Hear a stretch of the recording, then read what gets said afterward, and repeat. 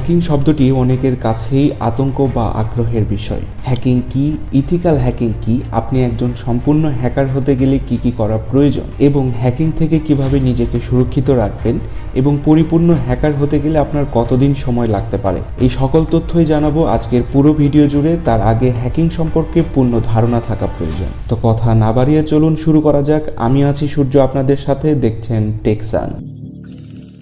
সোজা কথায় বলতে গেলে অনলাইন জগতে অন্যের কিছু প্রাইভেট জিনিস তার পারমিশন ছাড়া লুকিয়ে সেটিকে দেখা, তার উপর দখলবাজি করা বা লুটপাট করাকেই হ্যাকিং বলা হয়। সেটা হতে পারে social site, online bank account, CC camera থেকে শুরু করে আপনার গাড়ির ট্র্যাকিং পর্যন্ত যত কিছুই আপনি অনলাইনে করছেন সব কিছুই। অনেকেই মুভিতে দেখে থাকবেন বা অনেকের ধারণা আছে রাগ করে কম্পিউটারের সামনে বসে কিবোর্ডের উপর ঝড় তুলে কম্পিউটার স্ক্রিনের উপর বেশ কিছু লেখা উঠলেই একটি সাইট হ্যাকিং হয়ে যায়। বিষয়টি এতটাও সোজা না, আবার বিষয়টি এতটাও কঠিন না। তাহলে চলুন আরেকটু গভীরে যাওয়া যাক। বর্তমানে অনেক হ্যাকিং সিস্টেম থাকলেও উল্লেখযোগ্য বা জনপ্রিয় হ্যাকিং সিস্টেম হচ্ছে তিনটি, যার মধ্যে নাম্বার 1 হচ্ছে ম্যালওয়্যার বা injecting device, number 2 social engineering বা ফিশিং, নাম্বার 3 হচ্ছে ক্র্যাকিং পাসওয়ার্ড।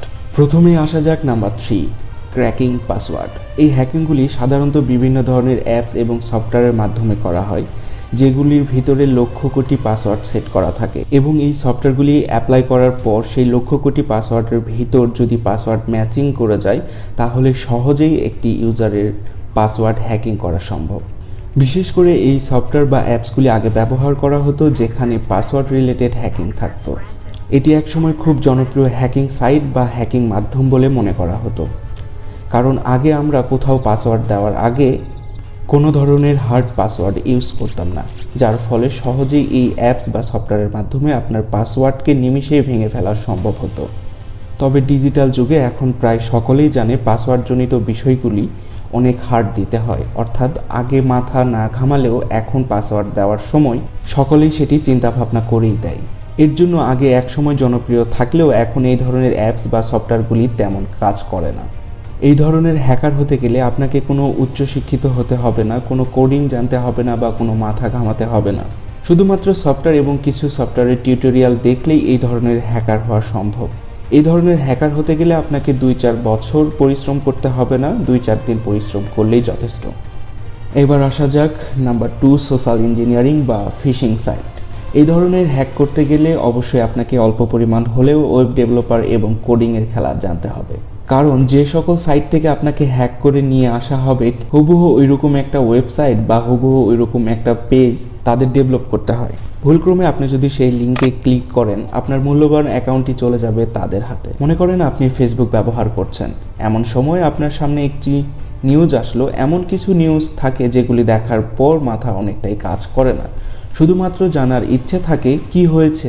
যেমন হতে পারে হলিউড কিং বাদশাহ শাহরুখ খান আর নেই, কোনো নায়ক নায়িকার গোপন ছবি ফাঁস হয়েছে, বা 5 লক্ষ টাকার বাইক পাচ্ছেন 1 লক্ষ টাকায়। এই ধরনের নিউজ দেখে সাধারণত আমরা সকলেই ক্লিক করি। যারা এই ধরনের সাইট তৈরি করে বা কাউকে টার্গেট করে অনেকদিন ধরেই তারা ওই পার্সনকে জাজ করে যে তার আগ্রহটা আসলে কিসের উপরে। ঠিক ওই রিলেটেড নিউজগুলি আপনার সামনে শো করাবে, ঠিক হুবহু ওই রকম একটি পেজ বা ফেসবুকে লগ ইন করতে বলবে এবং আপনি সেখানে লগ ইন করলেই আপনার পুরো পাসওয়ার্ড বা আপনার পুরো অ্যাকাউন্টটি চলে যাবে হ্যাকারের হাতে। এই ধরনের হ্যাকিং থেকে নিজেকে সুরক্ষিত রাখতে অবশ্যই শুধুমাত্র কিছু ভেরিফাইড পেজ থেকে আপনি নিউজগুলি দেখবেন, অথবা কিছু ভেরিফাইড পেজেই শুধুমাত্র লাইক ফলো করে রাখবেন। আর এই ধরনের হ্যাকার হতে গেলে আপনি 1 মাস থেকে 1 বছরের ভিতর খুব ভালো মানের জ্ঞান অর্জন করতে পারবেন। তবে আপনি যদি কৌশল এবং টেকনিক অবলম্বন করতে পারেন এই হ্যাকিং দিয়েও অন্য লেভেলে হ্যাকিং পর্যন্ত করা সম্ভব। এবার আসা যাক নাম্বার 1, হ্যাকিং সিস্টেম, ম্যালওয়্যার বা ইনজেক্টিং ডিভাইস।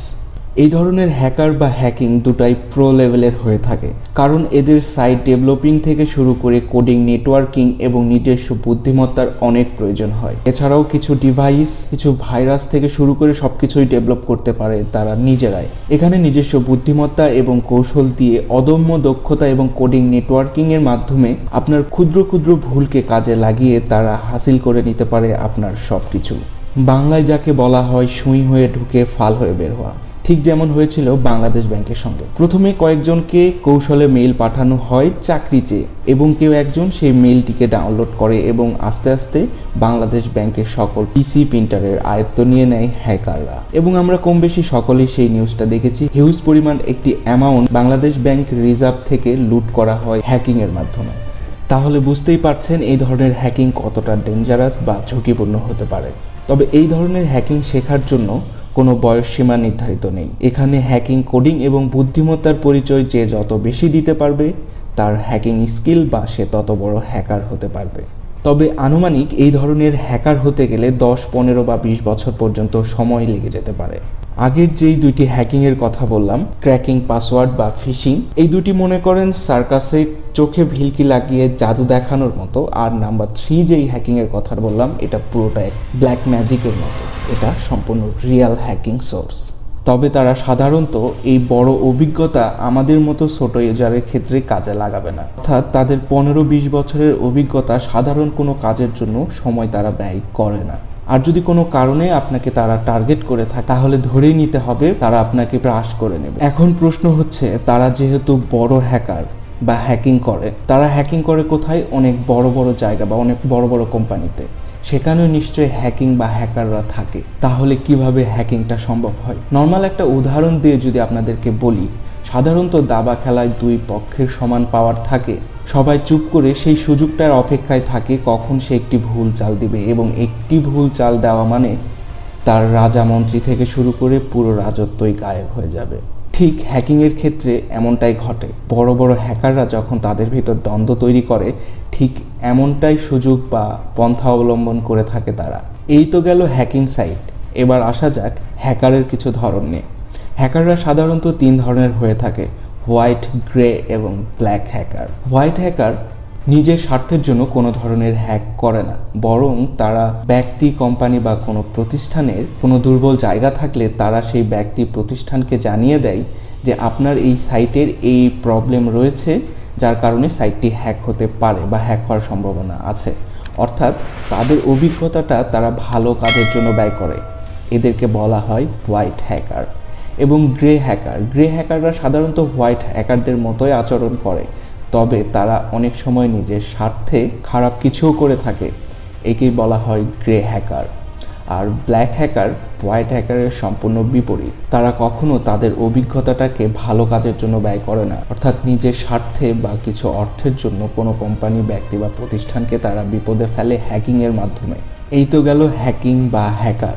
এবার আসা যাক ভিন্ন টুইস্টে।